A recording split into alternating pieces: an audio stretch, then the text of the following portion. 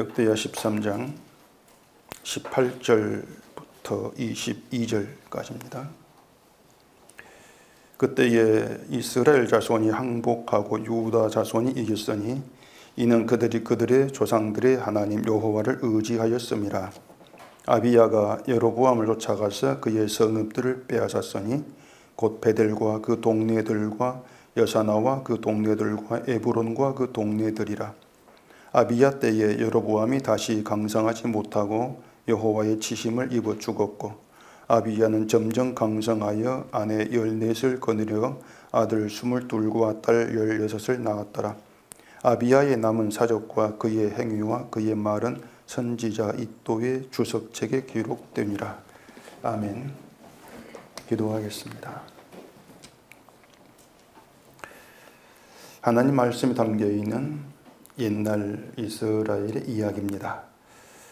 이 이야기가 우리에게 무엇을 드러내는가를 이 시간 깊이 살펴 깨달아 알게 하시옵시고, 늘 우리의 생각은 무너지고 하나님께서 새롭게 하신 그 생각 가운데에서 주를 바라보고 나아가는 저희의 믿음이 되어지도록 해주시옵소서. 예수님 이름으로 기도합니다. 아멘. 우리가 교회 그러면은 기본적으로 떠오르는 생각이 있습니다. 가령 하나님을 사랑한다, 예수를 믿는다, 또 말씀을 좋아한다, 서로 믿고 사랑한다, 이러한 생각들을 하게 됩니다. 이것이 교회에 대한 당연한 이해가 돼야 되고, 또 교회는 이래야 된다는 것을 이 사람들은 부정하지를 않습니다. 여러분도 이 은속교회가 하나님을 사랑하고 또 예수를 믿고 말씀 듣는 걸 좋아하고 또 기뻐하는 그런 교회입니다. 이렇게 말하면 기분 나쁘지 않고 그게 맞다 그렇게 받아들일 겁니다. 그런 말을 듣고 기분 나쁘다 이렇게 말할 사람이 없겠죠. 그런데 은속교회는 하나님을 사랑합니다, 교회다운 교회입니다, 이러한 칭찬이라 합시다. 그러한 말이 왜 기분이 좋은가 하면은 그 은속교회 안에 여러분이 들어있기 때문에 그렇단 말입니다. 내가 들어있거든요. 다시 말해서 은속교회는 예수를 믿는 복음을 사랑하는 교회입니다 이렇게 말할 때에 내가 하나님을 사랑하고 복음을 사랑하는 그런 자로 그렇게 들린단 말입니다. 그러니 기분이 좋죠. 마치 내 믿음이 칭찬을 받는 것 같이 느껴지는 것이죠. 그런 반대로 은속교회는 하나님을 사랑하지 않고 예수도 믿지 않고 말씀을 듣는 것도 좋아하지 않은 가짜교회입니다. 이렇게 말하면 기분이 좋지는 않을 겁니다. 그 이유도 말씀드린 것처럼 은속교회에 내가 들어있기 때문에 그래요. 다른 교회를 그렇게 말하는 건 괜찮습니다. 어떤 욕을 해도 내 교회가 아니니까 괜찮은 거죠. 그냥 그런가 보다. 저 교회는 그런가 보다. 이렇게 생각하고 넘어간단 말입니다. 나와 상관이 없어요. 분명히 간판 이름만 다를 뿐이지 같은 교회거든요. 똑같은 교회인데 근데 왜 은속교회 말고 다른 교회는 나와 상관이 없다, 이런 생각을 우리 갖게 되냐고 하는 것입니다. 사람이 이 교회를 다니다가 저 교회를 가게 되면은 교회를 떠난다, 이 교회를 떠난다, 이런 생각을 하게 되죠. 이 교회를 떠나서 저 교회를 간다는 겁니다. 제가 교회에 대해서 참 할 말이 많은데 교회를 옮기는 것을 떠난다고 생각하시면 안 됩니다. 왜 그런가 하면은 이 교회에서 저 교회로 옮긴다 할지라도 그냥 교회 간판만 바뀌는 뿐이지, 예비당 건물만 바뀌는 뿐이지 사람은 똑같아요.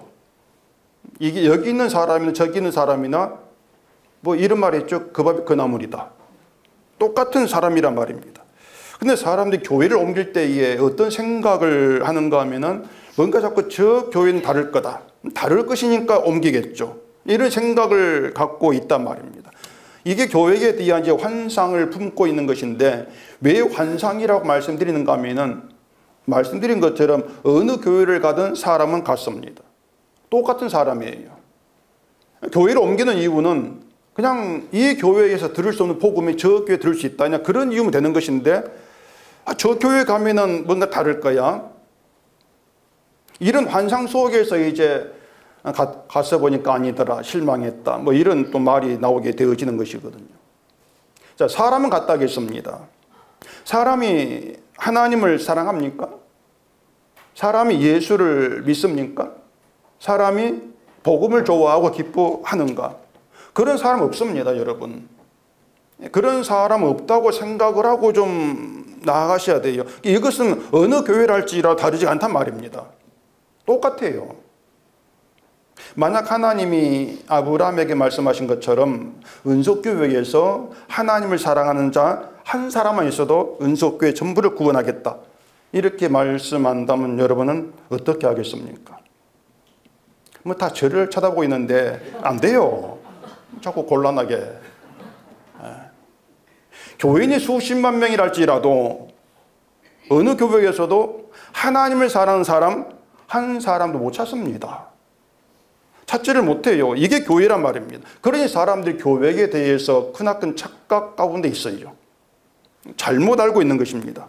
교회는 하나님을 사랑하지 않고 예수를 믿지도 않고 복음을 좋아하지도 않는 그런 사람들로만 모입니다. 이걸 모릅니다. 이렇게 말하면 이제 교회를 왜 무시하는가? 삐집니다. 거룩한 교회를 왜 무시하는가? 교회 거룩하지 않습니다. 더러운 인간들이 모여있는데 무슨 거룩이 있습니까? 삐질 필요가 없어요. 근데 삐지나 말이에요. 그렇기 때문에 이런 문제가 있는 게 왜 그런가 하면은 이 인간이 사람들이 아예 알려고 하지 않는 게 있는 것입니다. 이런 건 알 필요가 없어. 관심도 두지 않고 알려고 하지를 않아요. 뭔가 하면은 사람이 왜 하나님을 사랑하지 않고 또 사랑할 수가 없는가, 이런 생각들, 이런 문제를 알려고 하지를 않아요. 내 자신이 왜 예수를 믿지 않고 믿을 수가 없는 사람인가, 이런 문제를 고민하지 않습니다. 내가 왜 복음을 좋아하지 않고 또 복음을 좋아할 수 없는 사람인가, 왜 그런 존재일 수밖에 없는가, 그렇게 나라는 인간에 대해서 알려고 하지를 않습니다. 그리고 늘 다른 문제에 신경을 쓰죠. 그 다른 문제라고 하는 교회입니다. 내가 몸담은 교회가 이렇게 되면 재미가 있을 건데 왜 이렇게 안 될까? 그런 문제에 신경을 써요. 그리고 또 그 교회 안에서 내 믿음, 또 이걸 신경을 쓰죠. 잘 믿어야 되는데, 믿음 생활 잘 해야 되는데, 이런 문제들. 자꾸 여기에 그 신경을 쓰면서 지금 내가 자꾸 하나님 앞에서 잘 하고 있는지를 돌아보려고 늘 그 문제로 바쁘단 말입니다. 그게 뭔가 하면은 하등에 쓸모없는 가치 없는 일에 정신을 소비하는 것입니다.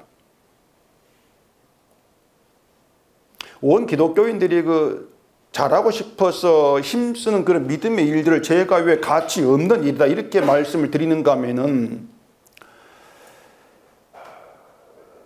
지금 또 말하면 한 10,000번은 말한 것 같은데, 하나님 앞에 인간 자체가 선악과를 먹은 죽은 자예요. 하나님은 죽은 자, 가치 없는 자로 보시는 게 인간이고 우리 자신들인데, 그런 우리가 잘하겠습니다, 이렇게 나오는 게 과연 무슨 의미가 있겠냐고 하는 것입니다. 아무 의미가 없거든요. 그래서 교회는요, 하나님이 가치 없는 대로 보시는 인간을 소굴인 것이지, 그 사람들이 생각하는 것처럼 사랑과 믿음이 있는 아름다운 것은 아닙니다. 여러분, 그렇게 생각하시 마세요. 이 교회라고 하는 것은요, 악한 자들이 무리지어서 함께하는 위험한 장소입니다. 그렇게 보셔야 돼요. 늘 위험해요, 교회가. 이것이 교회인데 교회가 이렇다는 생각들을 사람들은 하지도 않고 하려고도 하지 않고 늘 자기의 갖고 있는 교회에 대한 기본 견해, 자기 견해를 가지고 교회를 나오고 교회를 생각을 합니다. 그래 늘 문제가 있는데 문제를 몰라요. 그래서 교회에 대해서 할 말이 많아지는 거죠. 제가 이런 말을 교회에 대한 반감이 있어서 하는 게 아닙니다. 사람들이 지금의 교회가 교회답지 않다 이렇게 얘기도 하는데 제가 오히려 묻고 싶어요. 교회다운 게 뭡니까? 이런 질문을 제가 던지고 싶습니다. 교회다운 게 뭡니까? 그러면 또 뻔한 답이 돌아오죠. 뭐 사랑이 충만하고 서로 용서하고 섬기고 또 이렇게 말하지 않겠습니까? 이게 교회다운 것입니다. 그럼 또 저는 할 말이 있죠. 그게 교회다운 것이면은 지금까지 기독교 교회 역사에서 교회가 교회다운 적이 한 번이라도 있었습니까? 참 못합니다. 교회다운 적이, 그런 교회다운 적은 지금 기독교 역사 속에 한 번이라도 없어요. 그래서 교회를 교회답게 만들겠다고 한 생각이 있다면 먼저 교회가 무엇인가를 생각해야 되고 교회다운 것이 무엇인가를 알아야 되고 또 죽은 자들의 무리인 교회가 죽은 자들의 인간이 함께하던 그런 교회가 교회답게 되었는 것, 그게 어떤 길인가? 무엇으로 되는가? 이런 문제들을 좀 부지런히 생각을 하고 고민해야 한단 말입니다. 그러니까 그런 문제에 대한 고민이 있어야 돼요. 우리를 성도로 할 때에 성도가 무엇인가? 성도다운 것이 무엇인가? 나는 누구인가? 이런 고민들을 늘 갖고 성경을 보셔야 한단 말입니다. 그러니까 이 성경이라고 하는 거 여러분에게 그런 고민을 하게 하는 것입니다. 늘 그런 고민 던지는 것이에요. 근데 성경 읽는 태도, 성경 읽는 게 잘못되어 있기 때문에 그런 고민들이 없죠. 하나도 없습니다. 있다면 그냥 내가 성경 신앙생활 잘했는데 왜 못할까? 이런 고민들. 그것밖에 쓰잘데기 없는 고민. 그래서 이 성경을 보는데 어떤 생각도 갈등도 고민도 없다. 그렇다면 그건 성경을 보는 것이 아닙니다. 제가 드린 이 설교의 말씀도 여러분께 생각을 하게 하는 것이고 고민을 던지는 거예요. 이건 제가 하는 게 아니고 성경에서 풀어드리니까는 그게 고민이 된단 말입니다. 그래서 설교를 듣고는 그 생각, 고민이 있어야 된단 말이에요. 근데 없죠. 없다는 게 늘 저에게 답답함으로 다가오기도 하고 그냥 그러냐기도 하고. 구소련의 독재자 스탈린이 있는데 이 사람이 독서광으로 알려져 있습니다. 소장 도서만 해도 2만 권에서 2만 5천 권이다 이렇게 말하던데, 이 스탈린 이 사람이 그 독서한 습관이 그 책에다가 빽빽하게 메모를 하고 줄을 이제 긋는 그런 습관이 있다는 것입니다. 이 스탈린 독서에 대해서 유시민 작가가 아주 비판을 한 것이 있는데, 이 스탈린이 책을 읽는 자세, 태도는 읽다가 자기 견해와 맞는 내용에만 줄을 긋고 옳다 이렇게 쓴다는 거예요. 내 견해에 맞는 내용에. 반대로 자기 견해, 자기 생각과 맞지 않은 그런 글이라면은 쫙 긋고 개소리 전하는 것입니다. 개소리다. 그렇기 때문에 스탈린이 책을 아무리 많이 읽어도 고민이 없죠. 내 견해에 맞는 것만 줄을 긋고 이게 맞아 하니까 생각할 것도 없고 고민할 것도 없다는 얘기예요. 이걸 이제 유시민 작가는 이 사람이 책을 독서에 대한 아주 잘못된 자세 이렇게 얘기를 하는 게 제가 이제 들었는데 그 맞는 말입니다. 근데 이제 이 성경에 줄을 긋는 사람들이 많이 있는데 또 속으로 또 아차 그렇게 하라는 게 아닙니다. 줄 긋는 게 잘못된 게 아니에요. 줄을 긋을 때 어떤 데다 줄을 긋는가 하면은 이 성경 구절이 하나님에 대한 어떤 그 견해와 내 생각이 맞을 때, 내 견해와 맞는 성경일 때 옳다 줄을 긋는단 말이에요. 좀 안 그렇습니까? 그렇죠. 내 견해와 맞을 때 맞아. 이게 복음이지. 쫙 그어요. 그것도 자를 재가지고 반듯하게 쫙 그어놓고. 그러면서 생각을 안 하죠. 고민을 안 하죠. 그러다 보니까 결국에 믿음 생활을 잘하자 이런 결심들을 많이들 하는데 이게 왜 안 되는지 그게 사람들이 몰라요. 믿음 생활을 잘하지 이렇게 생각하는데 그게 안 되는데 안 된다는 생각을 안 한단 말입니다. 그러니 왜 믿음 생활이 안 되는지 고민이 없는 거예요. 그런 고민도 없고 잘 하려고 하는 그런 나는 누구인지, 이런 내가 예수를 믿는 게 진짜인지 가짜인지 이런 고민이 없이 교회를 나오죠.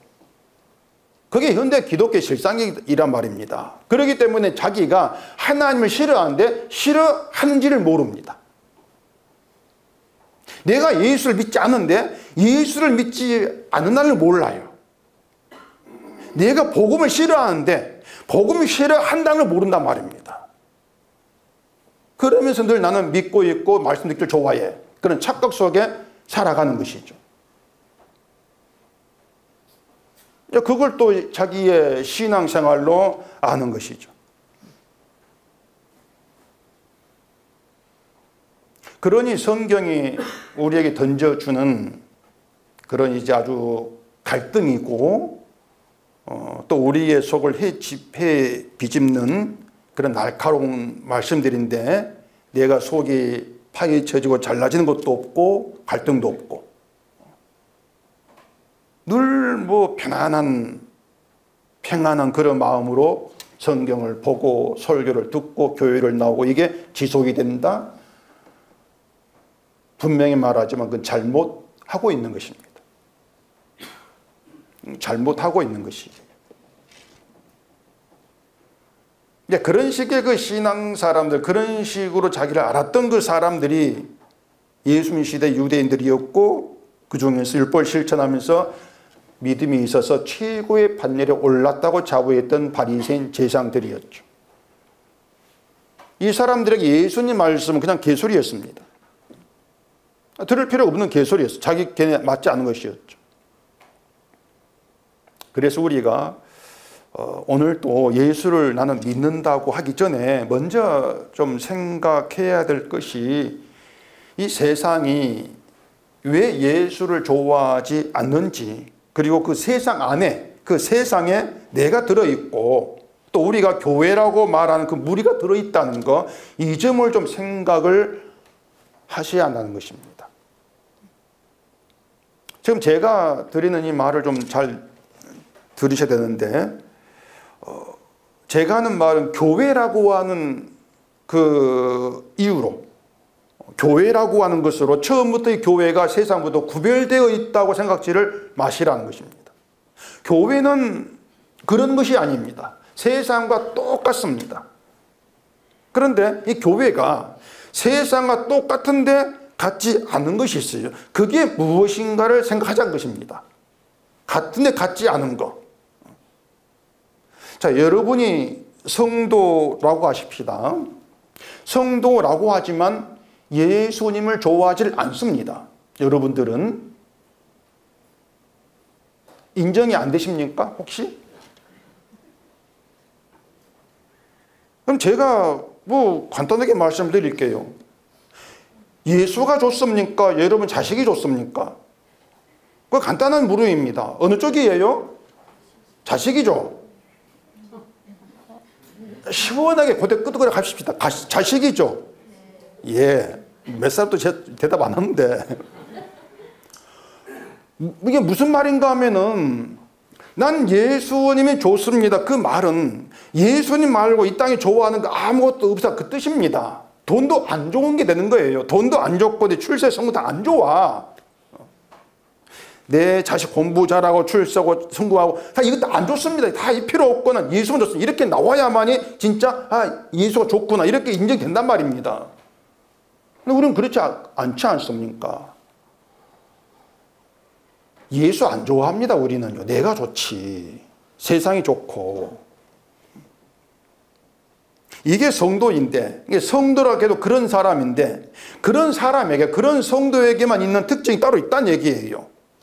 그 특징을 세상은 예수를 안 좋아하는데 난 좋아해. 그렇게 찾지 마시란 얘기예요. 그렇게 되면 고민되는 거예요. 못 찾아요.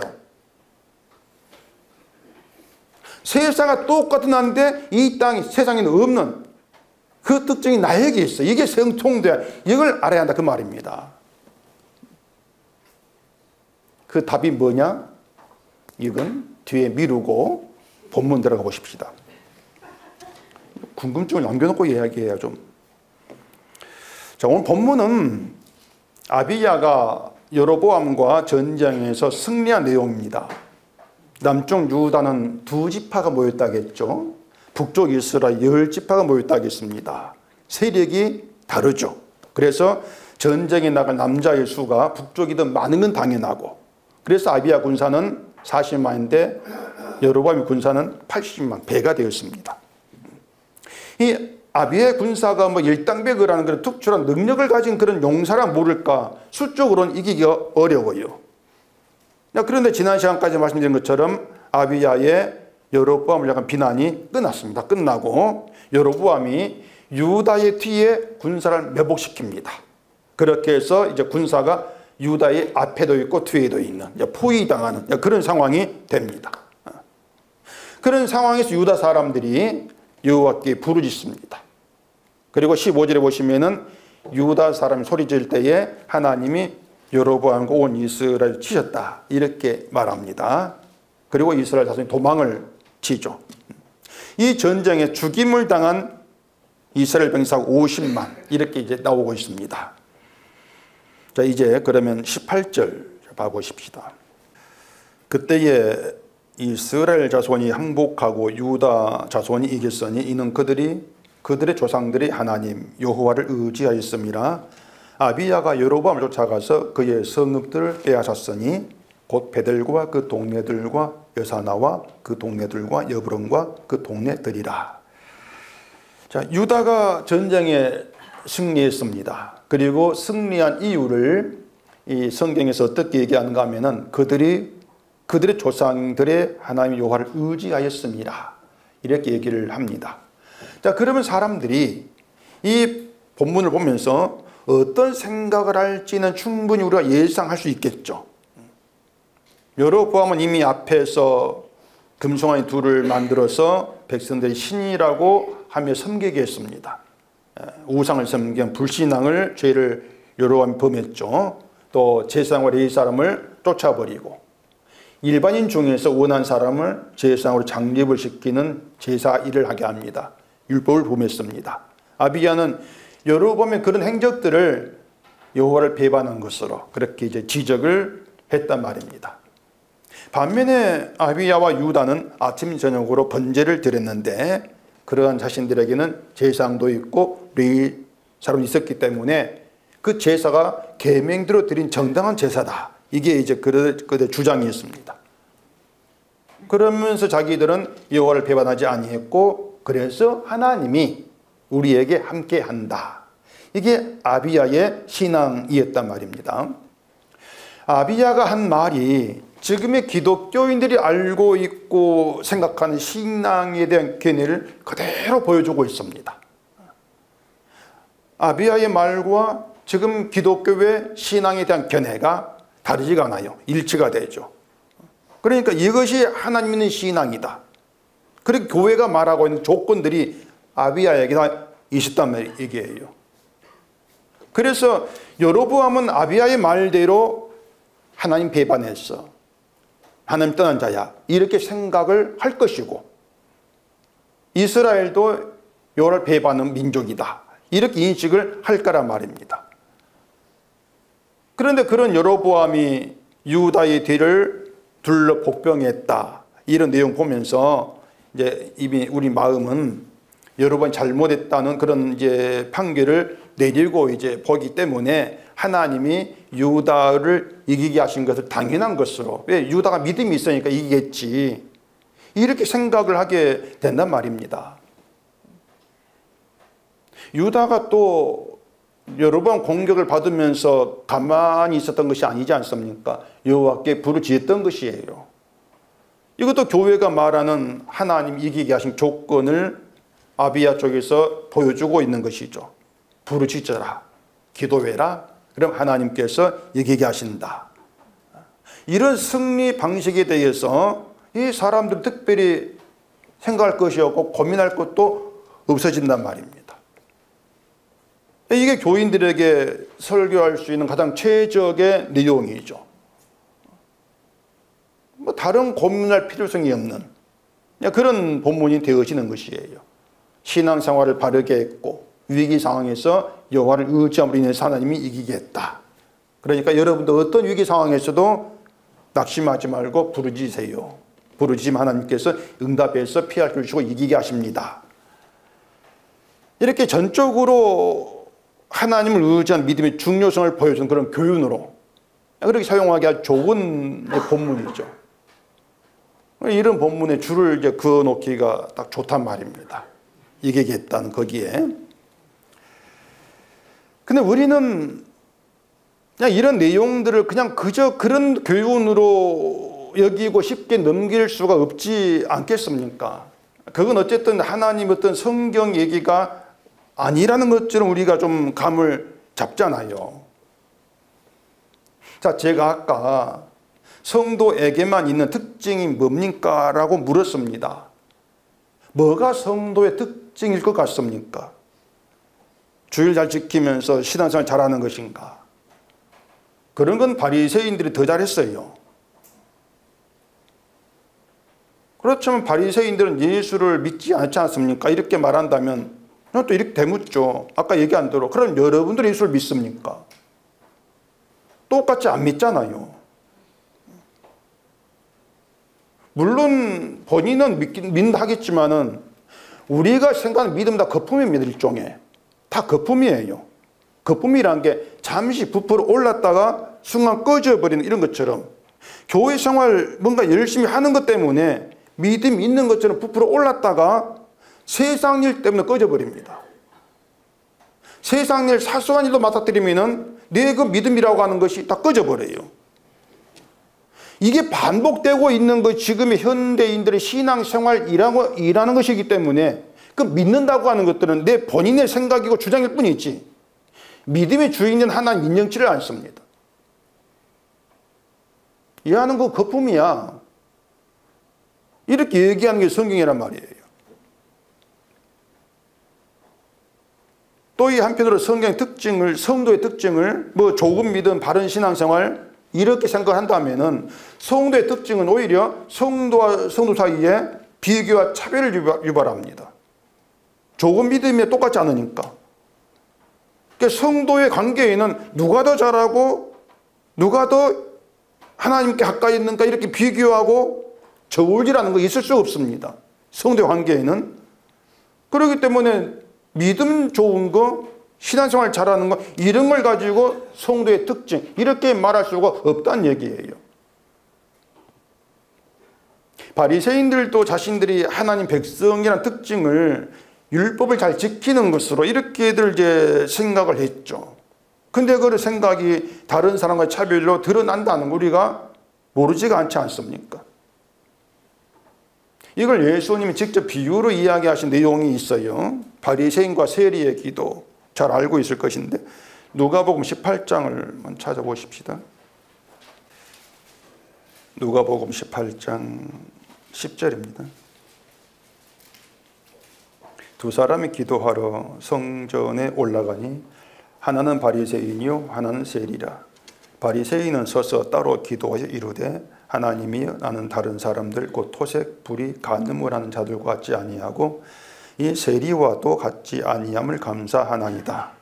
나는 일해에 2번씩 금식하고 또 소득의 11조를 드리나이다 하고 세리는 멀리 서서 감히 눈을 들어 하늘을 쳐다보지도 못하고 다만 가슴을 치며 이르되 하나님이여 불쌍히 여기소서 나는 죄인으로소이다 하였느니라. 내가 너희에게 이르노니 이는 저 바리새인이 아니고 이 사람이 의롭다 하심을 받고 그의 집으로 내려갔느니라. 무릇 자기를 높이는 자는 낮아지고 자기를 낮추는 자는 높아지리라 하시니라. 우리에게 아주 익숙한 그런 내용이죠.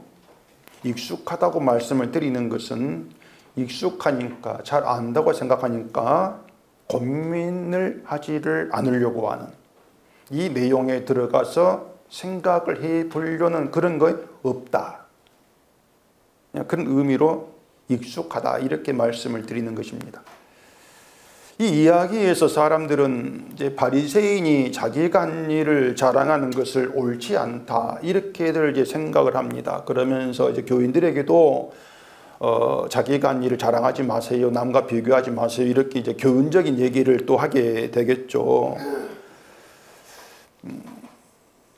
그런데 바리새인을 얘기하면서 바리새인 이렇게 말했잖아요. 난 토색하지 않고 불의하지 않고 간음하지 않습니다. 이렇게 말했는데 바리새인처럼 하지 말라고 하면서 그런데 토색하라, 불의하라, 간음하라 이런 말도 하지 않지 않습니까? 바리새인 한 일 중에 토색하지 않는 거, 불의하지 않는 거, 간음하지 않는 일은 옳습니다. 이렇게 얘기한단 말입니다. 무슨 말인지 아시겠죠? 거기에다 또 일에 2번씩 금식하는 거, 소득이 10을 드리는 거, 이걸 좋은 믿음으로 이렇게 교회가 얘기한단 말입니다. 자, 그럼 어떻게 해야 되겠습니까? 바리새인 같은 행함은 있어야 되는데 그 행함을 자랑하지 않아야 되고 자기 행함으로 타인을 무시하는 것도 없애야 한다. 이렇게 말하면 되겠어요? 예수님 좀 그런 교훈을 가르치겠습니까? 그게 맞다면 그럼 아비가는 뭐가 됩니까? 자기들이 하나님 배반하지 않고 매일 제사했던 걸 자랑했단 말입니다. 그러면서 여로보암을 마치 바리새인이 세리 보듯했지 않습니까? 여로보암을. 그걸 어떻게 생각을 해야 하냐고 하는 것이에요. 그리고 또 바리새인과 세리 두 사람이 기도하러 성전에 올라갔습니다. 성전이 뭐 여러 군데 있는 것이 아니고 한 군데 있지 않습니까? 하나의 성전입니다. 한 성전에 올라갔는데 바리새인은 또 서서 따로 기도했다. 이렇게 말합니다. 그리고 세리는 멀리 서서 눈을 들어 하늘을 쳐다보지도 못하고 가슴을 치며 기도했다. 이렇게 이야기하십니다. 자, 이 두 사람이 성전에 올라가서 기도를 하긴 했는데 성전 안으로 들어간 건 아니에요. 그러니까 성전 내부, 그 내부는 제사만 들어갑니다. 그러니까 이 두 사람은 성전 외곽에서 기도를 한 거예요. 성전 뜰이에요. 성전 뜰. 성전에 들어가면 뜰이 있는데 그 뜰이 구역이 나누어져 있습니다. 네 구역으로. 하나는 이방인도 들어올 수 있는 이방인 뜰이 있습니다. 또 하나는 유대인과 여인도 들어올 수 있는 여인 뜰이 있습니다. 또 하나는 유대인 남자만 들어올 수 있는 유대인의 뜰이 있습니다. 그리고 또 하나는 제사만 있는 제상 뜰이 있는 거예요. 자, 그럼 바리새인 당연히 유대인 뜰에서 기도했을 것이고, 그럼 세리는 어디에서 기도했겠습니까? 어느 뜰에서? 당시 세리도 유대인입니다. 이방인 아니에요. 로마 제국이 식민지인 유대인에게 세금을 거두려고 유대인을 고용한 것입니다. 그래서 세리 유대인이란 말입니다. 그래서 이 세리가 다른 유대인들에게는 로마 협조한 매국노로 그렇게 여겨졌고, 또 실제로 막 세금을 많이 걷어가지고 자기 이익을 챙기기도 했단 말입니다. 그것 때문에 죄인을 취급받았는데 어쨌든 세리는 유대인이기 때문에 유대인들에 들어갈 자격이 있는 거예요. 그런데 세리가 멀리 서서 기도했다. 멀리 서서 이렇게 말한 걸 보면은 성전에서 가장 외곽에 있는 이방인 뜰에서 기도한 것이 아닌가 이렇게 생각해 볼 수가 있다고 하는 거예요.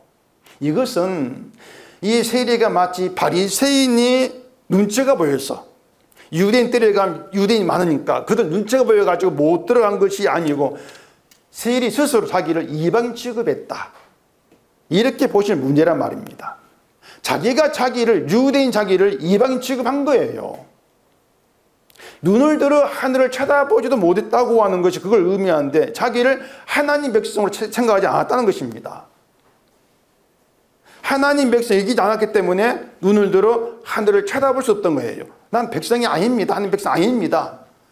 그렇게 자기를 간주했던 것이죠. 그리고 자기를 죄인으로 고백하면서 불쌍히 여겨달라. 이게 세리의 기도였습니다. 자, 그러면 바리새인과 세리를 두고 누가 성도입니까? 이렇게 묻는다면 누구겠습니까? 어느 쪽이에요? 세리죠, 당연히. 세리지 않습니까? 예수님이 세리가 의롭다 하심 받아 있으니까 세리가 의롭다고 여김받은 성도로 드러난 것이란 말입니다.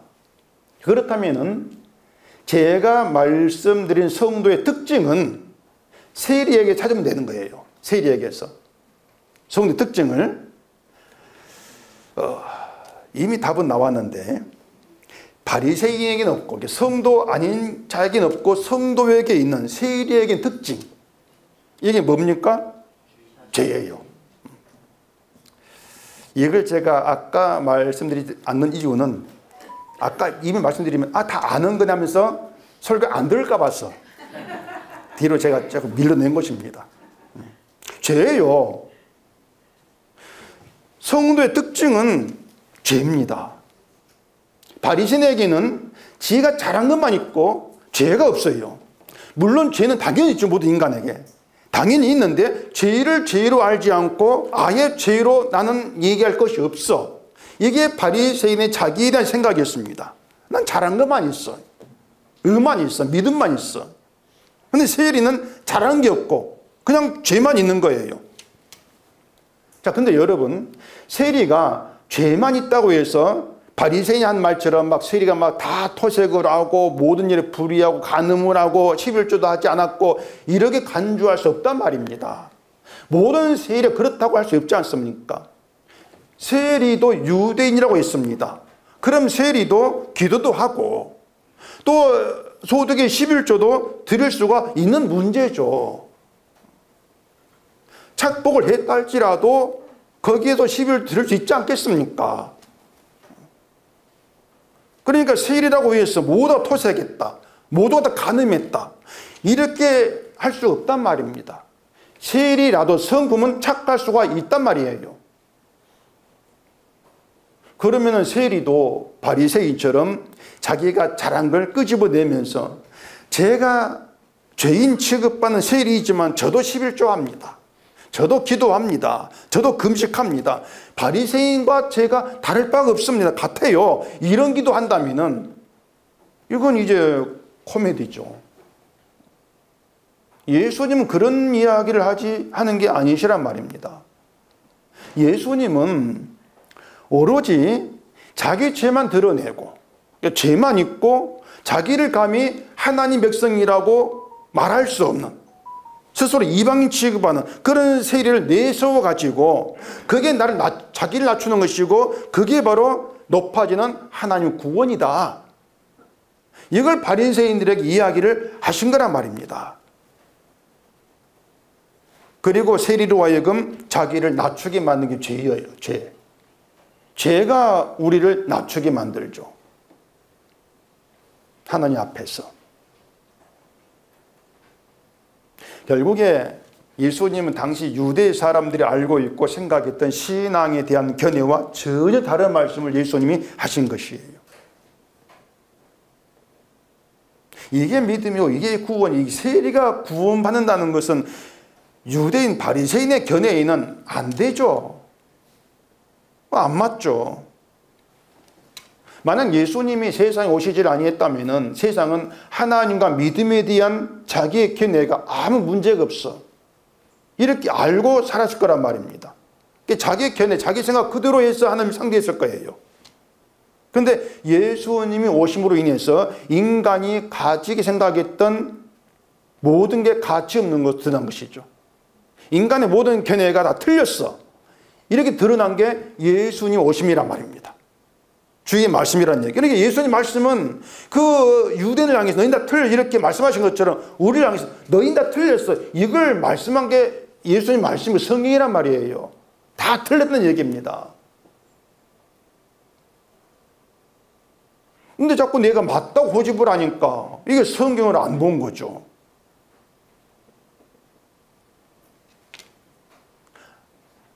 아비아의 신앙이 아니란 증거는요, 매일 아침 저녁으로 번제를 드리고 분향을 했다고 하면서 자기를 여호와를 배반하지 않은 충직한 백성인 것처럼 말하는 것입니다. 이게 신앙이 아니란 증거예요. 수요일날 레위기 그 제사에 대해서 지금 말씀드리고 있는데 맨 먼저 1장에 번제가 나와요. 이 번제는 여호와 앞에서 인간이 있어야 될 자리는 죽음이다. 이걸 보이는 게 번제입니다. 번제는 선포예요. 너희는 죽은 자야. 죽은 자로 나오게 하는 게 번제의 의미란 말입니다. 매일같이 그 죽는 재물, 아침 저녁 죽는 그 재물의 운명이 너희 운명이야. 이걸 보여주는 게 제사예요. 근데 아비야는 우린 아침 저녁으로 번제대로 분향해 자랑을 하죠. 그건 죽은 자의 모습이 아니란 말입니다. 그게 바리새인 그대로예요. 그러니 아비야가 잘했다 이렇게 말할 수가 없는 거죠. 그 아비야가 잘한 건 아니란 말입니다. 그게 번제 드리면 안 되는 것이 아니고 번제를 드렸는데 왜 그 번제를 통해서 말씀하는 그 주의 말씀을 네가 못 듣는가? 번제 드린 걸 왜 신앙으로 얘기냐 그 말이에요. 그게 아비의 문제죠. 오늘 인간 지금 우리들의 문제이기도 하는 것이고요. 그렇기 때문에 아비야가 아침 저녁으로 번제를 제사 드리는 분향을 하는 그 믿음, 그게 잘해서 하나님이 승리하겠다 이렇게 말할 수가 없다는 얘기입니다. 유다 자손이 여호와를 의지했다 이렇게 얘기하는데 그때 상황은 여호와를 찾을 수밖에 없어요. 그 상황이 여호와 찾게 만들었다는 얘기입니다. 그들 믿음이 아닌 거예요. 그 상황이 그렇게 만든 거예요. 앞뒤로 군사가 있는 상황이 되었단 말입니다. 그런 상황에서 그들 힘으로는 이길 수가 없다. 이것 때문에 부르짖는 게 전부였단 말입니다. 바꾸어 말하면요, 그런 위급한 상황이 아닌 가운데서도 매일같이 여호와를 의지하고 부르짖는가 찾는가 이걸 생각해 봐야 한다는 겁니다. 안 그러죠?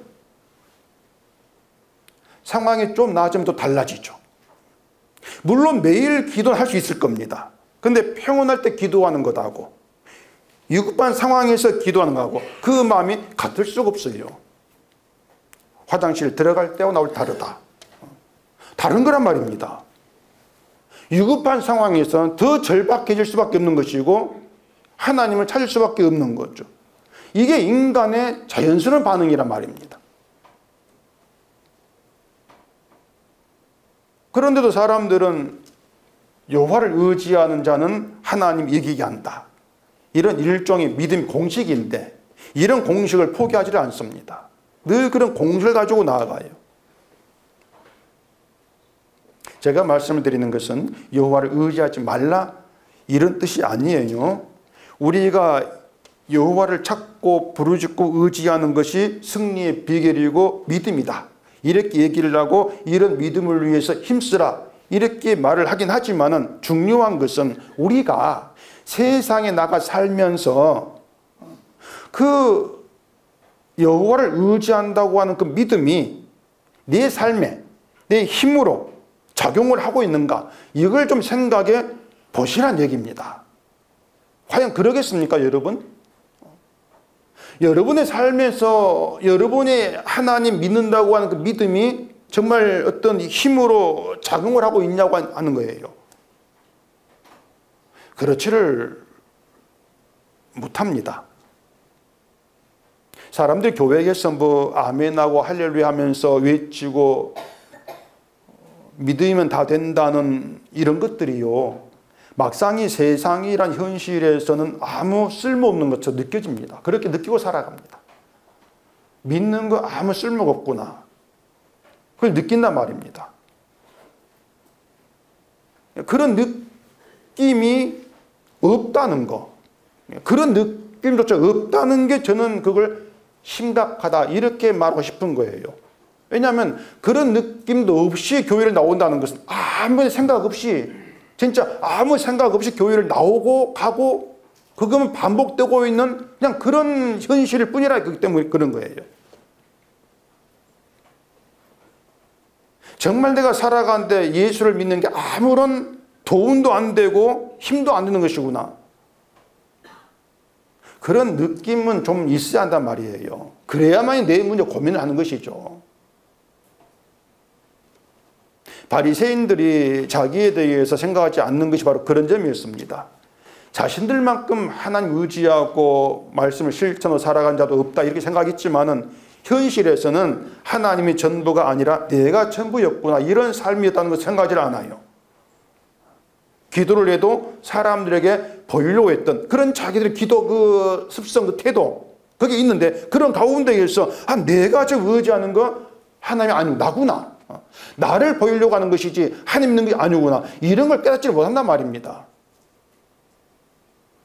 그게 바리새인들의 심각한 문제였던 것이죠. 그런 자기가 하는 길이 무언가를 모르는 거예요. 그걸 망하는 길, 이렇게 말한단 말입니다.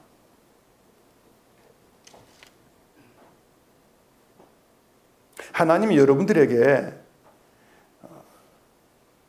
너희가 나를 의지하는 믿음으로 살면 이기게 해주겠다, 이렇게 말씀하신다면 과연 그런 그 믿음을 이룰 수가 있을까를 좀 생각해 보셔야 하는 것이에요. 다시 말하지만 안 그렇습니다. 아주 사소하고 조그만 일에도 무너져 버리고, 하나님을 의지하는 신앙보다도 이 세상 일이 더 잘 풀려가는 거, 이게 더 나를 기쁘게 하고 즐겁게 하는 그런 현실에서 과연 우리가 하나님 믿습니다, 이런 신앙으로 얘기할 수가 있냐고 하는 것이죠. 그렇기 때문에 우리는 모두가 다 가짜다, 이게 좀 실감이 되셔야 돼요. 가짜였구나. 근데 그런 현실을 생각하지 않고 넘어가기 때문에 교회 나간다는 것으로 바리새인처럼 뭔가 행하고 뭐 또 불의하지 않고 뭐 하지 않고 한다는 것으로 하나님 믿는다, 이런 잘못된 착각에만 그냥 있게 되어지는 것입니다. 그러니 그런 나를 넌 가짜야, 이렇게 말하니까 기분이 나빠지는 것이죠. 우리가 그 아비야의 승리를 보시면은 함정이 하나 있습니다. 12절 보십시다. 하나님이 우리와 함께하사 우리의 머리가 되시고 그의 제사장들도 우리와 함께하여 전적의 나팔을 불어 너희를 공격하느니라. 이스라엘 자손들아, 너희 조상들의 하나님 여호와와 싸우지 말라. 너희가 형통하지 못하리라. 자, 아비야의 말인데, 이 말만 우리가 보고 있으면은 하나님을 향한 아비야 믿음이 참 크구나, 이렇게 우리는 생각을 할 겁니다. 하나님이 우리의 머리가 되신다, 그의 제사장들도 우리와 함께해서 전쟁 나팔을 불어 너희를 공격한다, 하나님을 의지하는 그런 믿음이지 않습니까? 하나님이 여로보암을 공격한다면 이기는 건 당연한 거죠. 자, 그렇다면 이 12절 뒤에 그런 이제 믿음의 그 고백이라 합시다. 아비의 그런 고백 다음에 여로보암의 군대가 뒤에 매복하는 그런 내용이 나온단 말이에요. 자, 그러면은 그 순서적으로 여로보암의 군사가 앞뒤를 싹 포위한다 할지라도 걱정할 문제가 아니지 않습니까? 12절 믿음을 생각한다면 맞잖아요. 하나님이 이스라엘을 공격을 할 것이고 유다의 머리가 되셔서 유다의 편에 서서 싸우고 계시는데 그걸 자기 입으로 말했단 말입니다. 그렇게 말했으면은 뭐 이스라엘의 군사가 80만이든 얼마든지 간에 그들이 앞뒤로 포위를 한다? 걱정 안 해도 돼요. 하나님이 계시니까 걱정할 필요가 없단 말입니다. 근데 앞뒤의 적병으로 인해서 부르짖었다. 그 뜻은요, 앞에서 실컷 자랑했던 아비야의 말, 그 믿음의 말, 몽땅 다 허풍이고 거품이란 얘기입니다. 그렇잖아요? 다 거품이에요. 그러니까 이 아비야의 그런 그 자랑했던 그 믿음들이 몽땅 다 가짜고 헛된 거품이었다고 하는 것을 여러분의 군사가 앞뒤로 있는 상황을 만들어서 드러내가지고 보이신다는 얘기예요. 너희 믿음은 거품이야.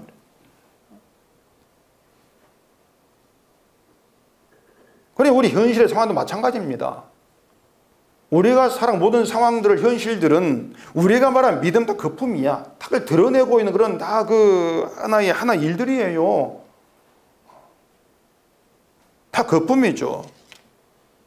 그런 점에서 아비야가 승리한 것은 아비야가 믿음이 있어가지고 하나님이 아비야 편을 들어주신 이것이 아니고요. 그렇게 볼 문제가 아니고 하나님은 아비야의 믿음, 다시 말해서 우리의 믿음 보시고 일하시지 아니한다. 이걸 나타낸다고 하는 것입니다. 아비야 믿음 다 가짜야.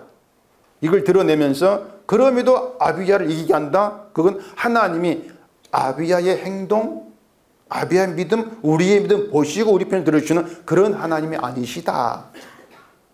그렇게 하나님을 제발 좀 아시라, 그런 얘기예요. 우리에게는 아예 믿음이 없다겠지 않습니까? 근데 믿음이 있다고 자꾸 설치고 있으니까 하나님이 야야 나는 너의 믿음 그것 보고 너를 돕고 일하는 것이 아니야. 그런 하나님의 하나님 되심, 이걸 알게 하는 얘기죠. 무슨 말인지 아시는지 모르겠는데 본문 19절 봐보십시다. 아비야가 여로보암 쫓아가서 그의 성읍들을 빼앗았으니 곧 베들과 그 동네들과 여사나와 그 동네들과 에브론과 그 동네들이라. 아비야 때에 여로보암이 다시 강성하지 못하고 여호와의 지심을 입어 죽었고. 자, 이게 돼 있죠. 이건 누가 봐도 하나님이 뭐 아비야 편에 있는 것처럼 이렇게 보겠죠. 아비야의 때에 여로보암이 다시 강성하지 못했고 하나님이 쳐서서 여로보암이 죽었다.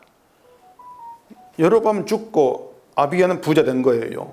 그러니까 하나님이 아비야 편을 들었다. 이렇게 또 결론 내리겠죠. 그리고 뒤에 또 21절 봐보십시다. 아비야는 점점 강성하여 아내 14을 거느려 아들 22과 딸 16을 낳았더라. 아비야의 남은 사적과 그의 행위와 그의 말은 선지자 이도의 주석책에 기록되니라. 한마디로 말해서 아비야는 해피엔딩이고 여로보암은 새드엔딩입니다. 그 인생이, 이게 사람들이 이런 결말을 생각을 하고 하나님을 찾는단 말이에요. 믿음 덕분에 내 인생이 이런 해피엔딩이 되기를 원한단 말입니다.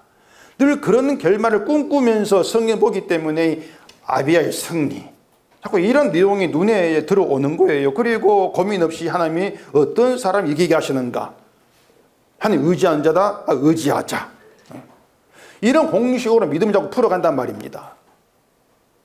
그렇게 해가지고는 이 세상 현실이 안 풀립니다. 기도하고 하나님 의지한다고 해서 문제가 풀리는 것이 아니라는 것을 우리들 경험하지 않습니까? 하나님이 아비야를 이기게 하신 것은 아비야가 하나님을 배반하지 않은 그 신앙으로 자랑했던 것들, 그 모든 것들이 쓸모없다, 이걸 보이시는 일이에요. 아까 말씀드린 것처럼 하나님은 그 아비야가 자랑한 그 일들을 보시고 일하시는 것이 아니다, 이걸 보이신단 말입니다. 이게 강성이라고 하는 것이 아비야 때문이 아니란 얘기예요.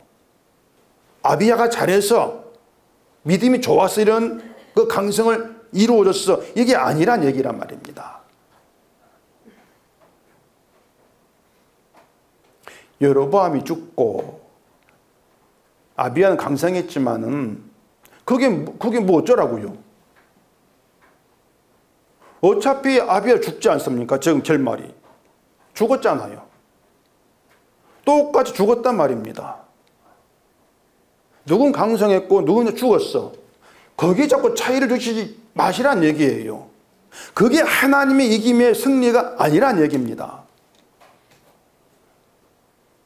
그럼 본문에 우리가 볼 게 바로 그거예요. 하나님이 아비야를 통해 드러내신 것이 뭔가 하면은 앞뒤로 포위당해서 자기 힘으로 아무것도 할 수 없는 그런 상태에서 부르짖는, 그게 하나님 의지하는 것이다, 이걸 가르치는 것이란 말입니다. 이게 막무가내 도와달라 이 고함치는 것이 아니고 아무것도 할 수 없는 하나님, 제가 할 수 있는 건 아무것도 없어, 이런 상태에서 하나님이 하시기를 바라는 거, 이게 바로 하나님 의지하는 것이고, 그 의지함이라고 하는 것은 속에 죄가 있는 성도의 특징으로 나타난다, 그 말입니다. 뭔가 하면은 죄가 있고 죄를 아는 성도는 내가 할 수 있는 건 아무것도 없다, 그런 상태가 되는 거예요.